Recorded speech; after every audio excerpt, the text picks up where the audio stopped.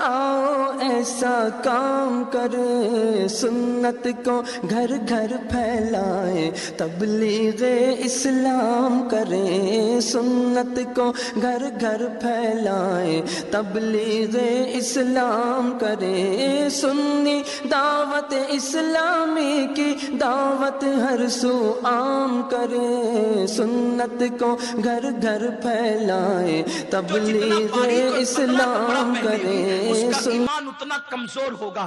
اللہ نے اگر کسی کو سفید چمڑی دے دی, اللہ نے کسی کو حسن دے دیا, تو عورتیں یہ تصور کرتی ہیں کہ اب ہمارا حسن نمائش کے لیے ہے, ہمارا حسن دکھاوے کے لیے ہے. میں اپنی بہنوں کو پیغام دینا چاہتا ہوں, اے خاتون جنت کی کنیزوں, تمہاری صورت تمہارے باپ سے ملتی ہوگی, تمہاری صورت تمہاری بہن سے ملتی ہوگی, تمہاری صورت تمہاری ماں سے ملتی ہوگی. فاطمہ اس عورت کا نام ہے جس کی صورت محبوب خدا سے ملتی تھی, جس کی زلف واللیل کی قسم اللہ نے قرآن میں یاد کی ہے. فاطمہ کی صورت اس محبوب خدا سے ملتی تھی جس کے رخ بددہا کا چرچا قرآن کے اندر موجود ہے. فاطمہ کی صورت اس محبوب خدا سے ملتی تھی, لیکن خدا جسم کی نمائش کرنا تو دور کی بات, سجدہ اس پہ لعنت کرتی تھی. فاطمہ کے پردے کا حال یہ تھا کہ سجدہ فاطمہ کے دوپٹے کو کبھی چاند و سورج نے بھی نہیں دیکھا, باپ کی چوکھٹ انگال کر کے کبھی باہر بھی نہ نکلی. آپ کا حال یہ تھا, آپ کے نقش قدم کو کبھی زمین کے ننگے حصے نے نہیں دیکھا. اللہ اکبر. آج عورتوں کو کیا ہو گیا ہے, خاتون جنت کی کنیز ہونے کا دعویٰ کرنے والیاں باریک اور پتلے لباس پہن کر, کوئی ساڑی پہن رہی ہے, کوئی گھگرا اور شرارہ پہن رہی ہے. یہ اسلامی لباس نہیں ہے. اسلامی لباس تو وہ ہے جو پورے جسم کو ڈھک لے, اور لباس کہتے ہی اسے ہیں جو چھپا لیتا ہے, جو چھپا نہ سکے, جو ننگا کر دے, وہ لباس نہیں ہے. اس لیے لباس پہنو.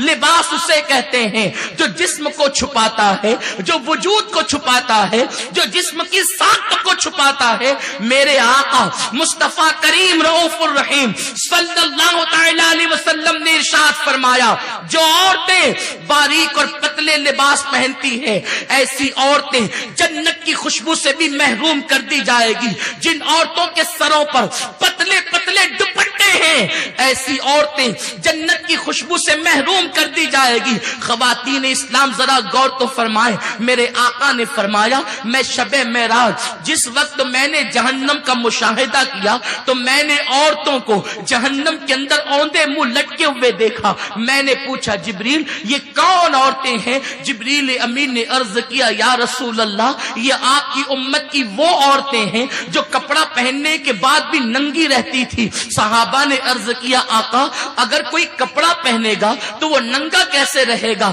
میرے سرکار نے فرمایا, یعنی وہ اتنے پتلے اور باریک لباس پہنتی تھی کہ کپڑا پہننے کے بعد بھی ننگی رہتی تھی. گویا کہ پتلے اور باریک لباس یہ بھی زنا کا رستہ ہے. اس کے بعد میرے آقا نے فرمایا, کوئی عورت ایسا زیور نہ پہنے جس کے اندر گھنگرو بندھا ہوا ہو, اس لیے کہ گھنگرو والا زیور اگر عورت پہن کر کے چلے گی تو گھنگرو کی آواز پیدا ہوگی, اور جب گھنگرو کی آواز پیدا ہوگی لوگ اس کی طرف متوجہ ہو سکتے ہیں. یہ بھی گویا کہ زنا کا راستہ ہے. پھر میرے آقا نے فرمایا, عورت اپنے جسم پر خوشبو لگا کر باہر نہ نکلے, اس لیے کہ جب عورت خوشبو لگا کر باہر نکلے گی تو لوگوں کی ناک میں اس کی خوشبو آئے گی تو لوگ اس کی طرف متوجہ ہوں گے.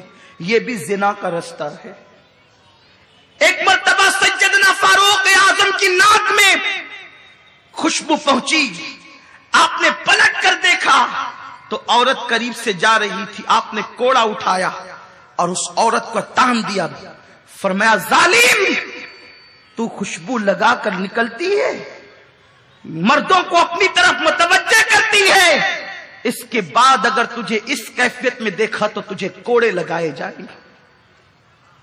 عورت خوشبو لگا کر باہر نہیں نکل سکتی, اور اگر خوشبو لگانا ہی ہے تو ایسی خوشبو جس کا کلر گہرا ہو اور خوشبو ہلکی ہو کہ قریب سے گزرنے والے کو بھی اس کی اطلاع نہ ہو، ایسی خوشبو لگائے. لیکن ایسی خوشبو لگا کر بھی گھر کے باہر نکلنے کی اجازت نہیں، وہ صرف شوہر کے لیے اجازت ہے. میرے پیارے آقا صلی اللہ علیہ وسلم کی کنیزوں، تو یہ بھی زنا کا رستہ ہے، یہ بھی زنا کی راہ ہے. عورت خوشبو لگا کر گھر سے باہر نکلے. میرے سرکار مصطفیٰ کریم رؤوف الرحیم صلی اللہ تعالی علیہ وسلم فرماتے ہیں، میں نے جہنم میں کچھ عورتوں کو اور مردوں کو اس حالت میں دیکھا کہ ان کی چمڑیوں کو آگ کی کینچی سے کاٹا جا رہا ہے. میں نے پوچھا جبریل یہ کون لوگ ہیں؟ تو عرض کیا جبریل امین نے، یا رسول اللہ صلی اللہ تعالی علیہ وسلم، یہ آپ کی امت کی وہ عورتیں اور لڑکیاں ہیں جو اس لیے بن سنور کر گھر سے نکلتی تھی کہ لوگ ان کو دیکھیں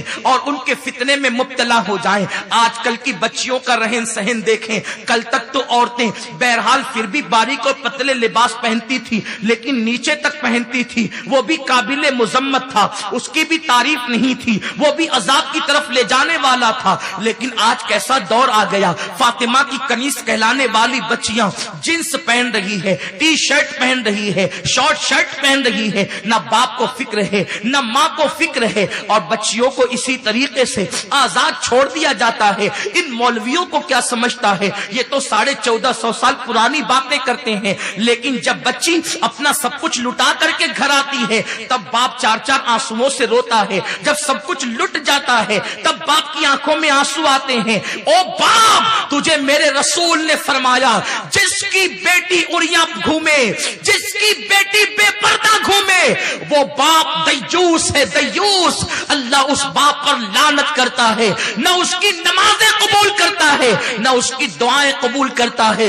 جس شوہر کی بیوی بے پردہ گھومے، باریک اور پتلے لباس پہنے، وہ شوہر بھی دیوس ہے. اللہ نہ اس کی دعا قبول کرتا ہے نہ اس کی نمازیں قبول کرتا ہے. میرے پیارے آقا علیہ السلام کے پیارے دیوانوں، یہ جینس اور ٹی شرٹ بھی زنا کے رستے پر لے جانے والی چیز تھی. اس لیے کہ جب بالکل جسم سے ٹچ جو ہے، جنس دیکھے گا انسان اور ٹی شرٹ دیکھے گا اور یا عورت کو دیکھے گا تو اس کے جذبات بھڑکیں گے اور وہ گناہ کی طرف مائل ہوگا.